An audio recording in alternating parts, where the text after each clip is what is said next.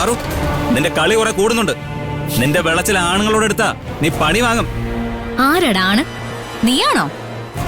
സ്വന്തം ഭാര്യയെ നിർബന്ധിച്ച് വയറ്റിലെ കുഞ്ഞിനെ കൊല്ലിച്ച നീക്കൊരു മനുഷ്യൻ പോലും അല്ല. ഒരു കുഞ്ഞിനെ കൊന്നിട്ട് ന്യായം പറയുന്നോടാ?